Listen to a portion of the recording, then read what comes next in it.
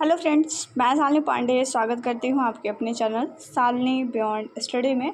आज बात कर रहे होंगे आपके एग्जामिनेशन पेपर के बारे में, जो कि आज ही आपका एग्ज़ाम हुआ है। 6 तारीख को आपका एग्ज़ाम था, तो इसी एग्जामिनेशन पेपर की सॉल्यूशन की बात कर रहे होंगे।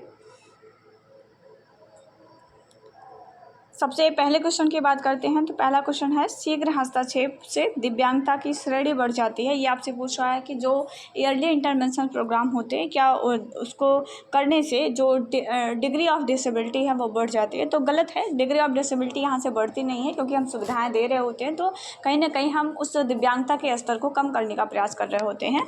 तो ये आपका गलत हो जाएगा। ठीक है, यहाँ पर बहुत एक्सप्लेनेशन आपको नहीं मिलेगा, बट ट्रू एंड फाल्स बहुत सारे क्वेश्चन मैं आपको बता दे रही हूँ। बौद्धिक दिव्यांगता को क्या दवाइयों से ठीक किया जा सकता है? तो आप जानते हैं दवाई द्वारा ठीक नहीं कर सकते हैं। अगर ये मानसिक रोग होता तो शायद सही होता। अगला है, स्वाधीनता वाले बच्चों को बौद्धिक दिव्यांगता भी हो सकती है। तो हो सकती है, ऐसा हम नहीं कह सकते कि कोई बच्चा अगर स्वाधीन है तो उसे जो है बौद्धिक दिव्यांगता नहीं हो सकती है, बिल्कुल हो सकती है। ठीक है, तो ये जब संभावना वाले जो भी चीज़ें होती हैं, तो वहाँ पर हम बहुत श्योरिटी के साथ नहीं कह सकते कि उनको नहीं हो सकती है। चांसेस होते हैं कि वो हो जाती हैं। ठीक है, बाकी आप लोग बताइएगा आप लोग ने इसका क्या लगा रखा है। और जहाँ तक मुझे लगता है कि मतलब हो सकती है, ऐसा नहीं है कि वो हो नहीं सकती है। ठीक है, क्योंकि वैसे भी जनरली देखा जाता है कि जो स्वलीन वाले बच्चे होते हैं, आईक्यू लेवल इन बच्चों का बहुत ख़राब नहीं होता है, मतलब औसत भी हो सकता है, कम भी हो सकता है। ठीक है, तो स्वलीनता वाले बच्चों में आईक्यू लेवल कोई बहुत ज़्यादा मैटर नहीं करता है, लेकिन बौद्धिक दिव्यांगता में आईक्यू लेवल मैटर करता है। तो हम ऐसा नहीं कह सकते कि हो ही नहीं सकती है, संभावना यहाँ पर व्यक्त की गई है, तो हम ये कह सकते हैं कि हो सकती है। ठीक है, बाकी आप लोग बताइएगा आप लोगों ने इसमें क्या लगा रखा है। अगला है, पुनर्वास कार्यक्रम की सफलता के लिए माता पिता की भूमिका महत्वपूर्ण है। आप सभी जानते हैं, इसमें कोई बताने वाली बात नहीं है। सेरेब्रल पाल्सी एक गैर प्रगतिशील डिसेबिलिटी होती है, ये भी आप जानते हैं कि सेरेब्रल पाल्सी जो है ये एक अप्रगतिशील दिव्यांगता होती है। तो ये भी बिल्कुल सही है आपका। अगला है, अंग स्तर पर हुई हानि को हम क्या कहते हैं? तो वो क्षतिग्रस्तता होती है आपकी। एक बच्चा जो 1 वर्ष की आयु में, मतलब कितने वर्ष की आयु में जो है बिना सहारे के बैठना शुरू कर देता है? तो आप सभी जानते हैं, घर पर ऑब्जर्व करते होंगे अपने बच्चों को।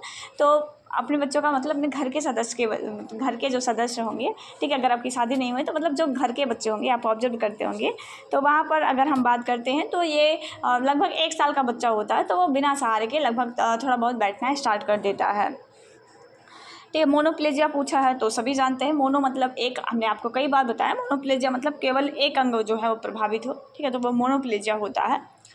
ठीक है, या तो हाथ या तो पैर प्रभावित हो, इस तरह से होता है ये।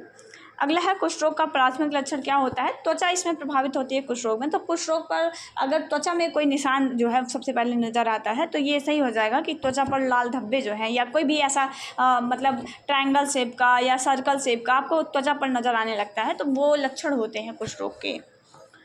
तो इस तरह से कुछ क्वेश्चन दिए गए थे। आप लोगों मैंने लगभग सारे क्वेश्चन किए होंगे। ये तो अभी रिसेंटली करवाया गया था, बहुत बार करवाया जा चुका है, तो ये सब कोई बड़ी चीज़ नहीं है। आपको इसका भी मतलब बताया गया था कि 2 बार असाधारण बच्चे कौन से होते हैं। तो सारे क्वेश्चन मतलब ठीक थे पेपर, अगर आपने पढ़ रखा है। ठीक है, अगर आपने चैनल से भी पढ़ा है तो भी मतलब ठीक ठाक पेपर आया था आपका। और कुछ बच्चों को हो सकता है इसमें प्रॉब्लम हो, तो ये मैंने अभी आइडियोलॉजी में करा रखा था। ठीक है, मतलब इसमें तो ये देने का कोई मतलब नहीं था, लेकिन दे सकते हैं, क्योंकि जैसे ये मेन होता है ना, जो हियरिंग इम्पेयरमेंट बच्चे होते हैं, तो हियरिंग इम्पेयरमेंट के होने के कुछ मुख्य कारण होते हैं, तो वो मुख्य कारणों में से ये आपका क्वेश्चन आया हुआ था। ठीक है, टॉर्चर ये आपसे पूछा गया है, जहाँ पर मैंने करवा रखा था इसे।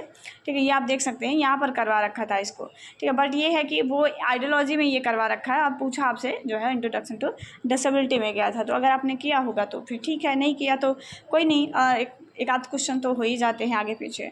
ठीक है, तो बाकी आप सभी के आई होप पेपर अच्छे गए होंगे। कमेंट करके बताइएगा आपको इस चैनल से कितनी हेल्प मिली है, ताकि मैं अगले पेपर के लिए आपके लिए कुछ बेहतर जो मेरी तरफ से हो सकता है वो मैं आपके लिए कर सकूँ। तो मिलेंगे एक नया वीडियो में किसी नई जानकारी के साथ, किसी नए पेपर के साथ, या फिर आपके जो शॉर्ट टाइप के क्वेश्चन हो सकते हैं उन क्वेश्चनों के साथ। जय हिंद, वंदे मातरम।